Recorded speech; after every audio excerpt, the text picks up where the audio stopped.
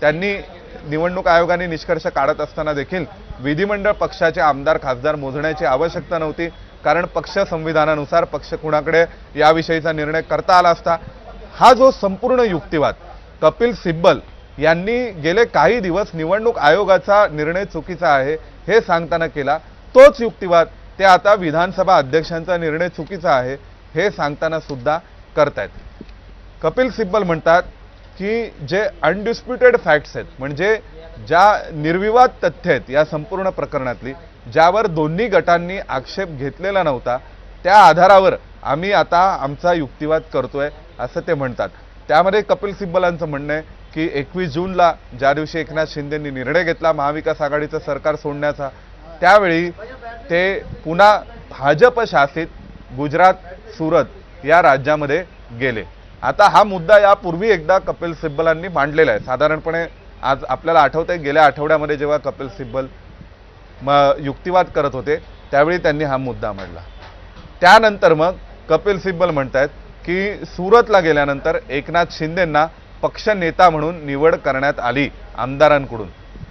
सिब्बलांचं म्हणणं आहे की हा थेट राजकीय पक्षाला दिलेला धक्का होता किंवा राजकीय पक्षाविरोधात, राजकीय पक्ष संघटनेविरोधात एकनाथ शिंदेंनी केलेलं बंड होतं असं सध्या कपिल सिब्बलांचं म्हणणं आहे।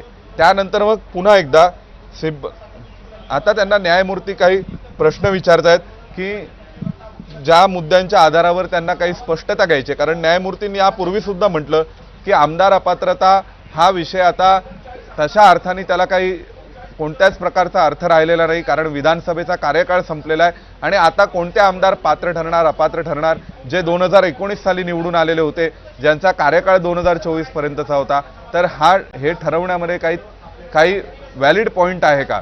तर त्यावर आता सिब्बलांनी म्हटलेलं आहे की आम्हाला पक्ष कोणाचा आणि शिवसेना चिन्ह कोणाचं, धनुष्यबाण कोणाचा याबाबतचा जो निर्णय त्या निर्णयामध्ये आमदार अपात्रतेविषयीचा युक्तिवाद पूर्ण झाल्याशिवाय आम्ही कोणत्याही प्रकारे निर्णय पुढे जाऊ शकत नाही। त्यामुळे आता सिब्बल पुन्हा एकदा सांगतायत की गुजरातमध्ये म्हणजेच भाजप शासित गुजरातमध्ये, भाजप शासित सुरतमध्ये हे सगळे आमदार गेले होते आणि या आमदारांनी तिथे गेल्यानंतर एकनाथ शिंदेंना पक्षनेता म्हणून नेमण्याचा निर्णय घेतला असं सध्या सिब्बलांचं म्हणणं आहे, जो मुद्दा त्यांनी यापूर्वी सुद्धा एकदा मांडला होता। त्याशिवाय आता सिब्बल म्हणतायत की सुभाष देसाई प्रकरणात, म्हणजे सुभाष देसाई निकालपत्र जे मूळ निकालपत्र आहे 5 न्यायाधीशांच्या खंडपीठाने दिलेलं आहे, त्यामध्ये ते म्हणतात की राज्यपालांनी जे निर्णय घेतले त्यावर या संपूर्ण निकालपत्रामध्ये स्ट्रिक्चर्स म्हणजे ताशेरे ओढण्यात आलेले होते। आता पुन्हा सिब्बल हे परत मांडतायत की या गोष्टी निर्विवाद आहेत। एक गोष्ट निर्विवाद आहे ती म्हणजे ज्यावर कोणत्याही स्वरूपाचा ती खरी आहे खोटी आहे, बरोबर आहे की चुकीची आहे याबाबत दोन्ही गटांपैकी कुणाचाही आक्षेप नाही। त्यापैकी त्यांनी म्हटलंय की जे सगळे एकनाथ शिंदेंसोबतचे आमदार होते ते एकत्र आले, ते एकत्र येऊन भाजप शासित गुजरात आणि सुरतमध्ये गेले आणि त्यांनी तिथे जाऊन एकनाथ शिंदेंना पक्षनेता म्हणून नेमलं होतं।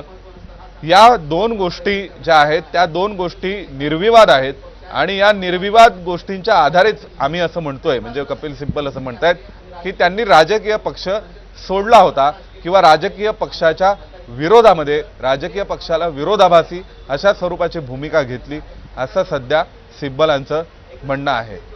त्याच्यामुळे सिब्बलांचं म्हणणं आहे की या निर्विवाद कृती म्हणजे या अनडिस्प्युटेड फॅक्ट म्हणजे यावर कुठल्याही प्रकारचा वाद नाही आहे की हे खरं आहे की खोटं आहे, हे खरं आहे हे सगळ्यांनी पाहिलंय आणि सिब्बल म्हणतात की दोन्ही बाजूंनी यावर कुठल्याही प्रकारचा वाद घातलेला नाही आहे। ते म्हणतात की हे सगळेच जण तिथे गेले गुजरातमध्ये आणि ज्या गुजरातच्या हॉटेलमध्ये एकनाथ शिंदे राहत होते त्याच हॉटेलमध्ये भारतीय जनता युवा मोर्चाचे नेते राहत होते असं सध्या सिब्बल सांगतात। त्यामुळे हा सुद्धा निर्विवाद तथ्य आहे, अनडिस्प्युटेड फॅक्ट आहे आणि या बेसिसवर एकनाथ शिंदेंनी राजकीय पक्ष सोडला होता असं कपिल सिब्बलांचं म्हणणं आहे। त्यानंतर सिब्बल पुन्हा एकदा जे एकनाथ शिंदेंनी विधान केलं होतं त्याचा दाखला देत आहेत। त्यांचं म्हणणं आहे की एकनाथ शिंदे म्हणाले की आपल्या सोबत महाशक्ती आहे, म्हणजे आता सध्या सिब्बल म्हणतायत की त्यांना एका राष्ट्रीय पक्षाचं बॅकिंग होतं, पाठिंबा होता, असं देखील एकनाथ शिंदे म्हणाले होते।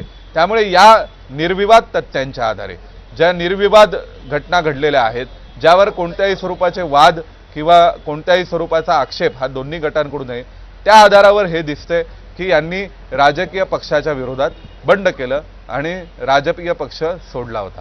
आता देवेंद्र फडणवीसांनी जे पत्र लिहिलं होतं फ्लोर टेस्ट घेण्यासाठी राज्यपालांना, तर त्याचाही उल्लेख आता कपिल सिब्बल यांनी केलाय। ते म्हणतात की विरोधी पक्षनेते देवेंद्र फडणवीस यांनी एक पत्र लिहिलं राज्यपालांना आणि त्यांना सांगितलं की फ्लोर टेस्ट घेतली पाहिजे, कारण या सरकारमध्ये विश्वास नाही, या सरकारने सभागृहाचा विश्वास गमावलेला आहे। मग त्यांचं पुन्हा सिब्बलांचं म्हणणं आहे की जे भारतीय जनता पक्षाच्या केंद्रातील सरकारने स्थापन केलेले राज्यपाल होते, त्या राज्यपालांनी फ्लोर टेस्ट बोलवली, बहुमत चाचणी बोलवली आणि मग त्या आधारावरती पुन्हा हे दिसतंय की कशा प्रकारे या सगळ्यामध्ये भारतीय जनता पक्षाचा पाठिंबा होता किंवा समर्थन होतं हे सांगण्याचा प्रयत्न कपिल सिब्बल करतायत। परंतु या सगळ्यामध्ये एक मुद्दा कुठेतरी मिस होतोय, तो असा आहे की कायद्याच्या दृष्टीने या सगळ्यामध्ये कोण चुकलं, कसं चुकलं, आणि जर कोणी कायद्याच्या दृष्टीने चूक केली असेल तर ती चूक कायद्याच्या अंतर्गत सर्वोच्च न्यायालयाला सुधारता येऊ शकते का? सर्वोच्च न्यायालय आपल्या आदेशाने या सर्व गोष्टी करेक्ट करू शकतो का? तर यावर अजूनपर्यंत कोणत्याही स्वरूपाचा युक्तिवाद होत असताना दिसत नाहीये। सध्या या सर्व बाबी कपिल सिब्बल सांगतायत की गुजरातमध्ये भाजपचं सरकार होतं, सुरतमध्ये भाजपचं सरकार होतं, तिथे गेल्यानंतर ज्या हॉटेलमध्ये हे आमदार थांबले होते तिथे तत्कालीन आत्ताच्या मुख्यमंत्र्यांचे नजीकचे काही नेते थांबले होते, भारतीय जनता युवा मोर्चाचे काही नेते तिथे थांबलेले होते, काही खासदार भाजपचे हे त्या ठिकाणी होते, असं सध्या कपिल सिब्बल सुप्रीम कोर्टाला सांगतायत। त्यानंतर त्यांचं म्हणणं आहे की देवेंद्र फडणवीसांनी एक पत्र लिहिलं, ज्या पत्रामध्ये त्यांचा उल्लेख होता की उद्धव ठाकरेंनी सभागृहाचा विश्वास गमावलेला आहे आणि उद्धव ठाकरेंनी सभागृहाचा विश्वास गमावलेला असल्यामुळे बहुमत चाचणी फ्लोर टेस्ट झाली पाहिजे। त्या फ्लोर टेस्टचा आदेश हा राज्यपालांकडून देण्यात आला आणि त्यानंतर उद्धव ठाकरेंनी राजीनामा दिला। हा सर्व इतिहास आपल्याला माहिती आहे, परंतु कपिल सिब्बल आता या सगळ्याच्या माध्यमातून सांगण्याचा प्रयत्न करतात की यामध्ये एक राजकीय बॅकिंग होतं, राष्ट्रीय पक्षाचा आपल्याला पाठिंबा आहे असं एकनाथ शिंदे आपल्या आमदारांना म्हणाले होते, असं सिब्बलांनी म्हटलंय।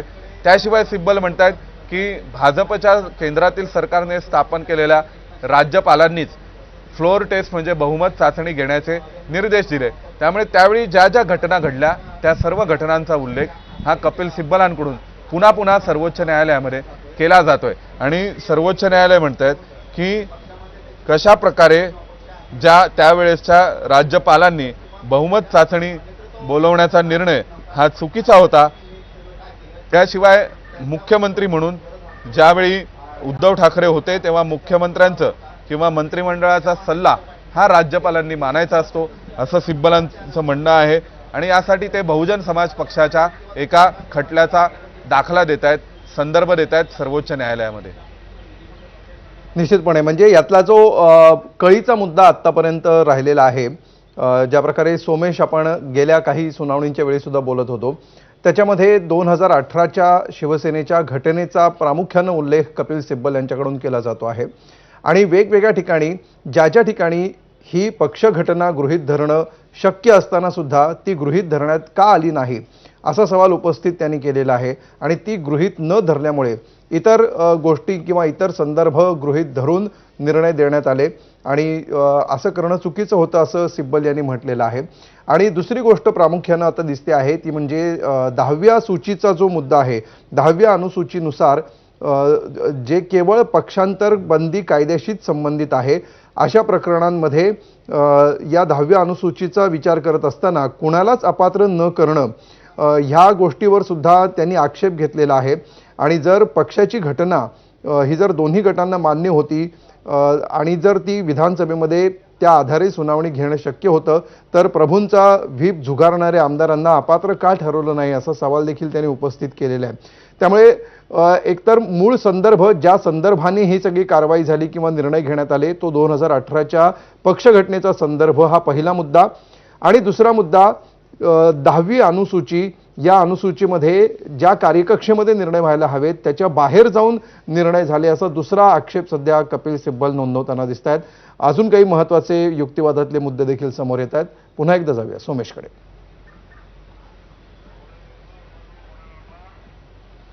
नाही, निश्चितच त्यांनी असं म्हटलेलं आहे की सध्या सिब्बल असं म्हणतायत की पहिल्यांदा जेव्हा विधानसभा अध्यक्षांच्या समोर आमदार अपात्रतेविषयी सुनावणी सुरू झाली किंवा आमदार अपात्रते संदर्भातल्या सगळ्या याचिकांवर सुनावणी सुरू झाली, तेव्हा 39 आमदारांनी 2018च्या पक्ष संविधानाच्या अनुषंगाने म्हणजे स्वतःला 2018च्या पक्ष संविधाना अंतर्गत असलेले नेते म्हणून किंवा 2018च्या पक्ष संविधाना अंतर्गत असलेल्या सर्व गोष्टींच्या आधारे पक्ष संविधान किंवा पक्षाची संघटना आणि त्यानुसार उल्लेख हे या सर्वांच्या ॲफिडेव्हिटमध्ये होते. आणि सिब्बल म्हणतात की त्यानंतर पुन्हा या सर्व 39 आमदारांनी पुन्हा सेपरेट रिप्लाय फाईल केले आणि त्यामध्ये ते म्हणतात की ही वकिलाची चूक होती. 2018च्या संविधानाला स्वतःला संलग्न करणं. त्यावर पुन्हा कपिल सिब्बलांचं म्हणणं आहे की या 39 वकिलांनी कशी काय चूक केली एकत्र.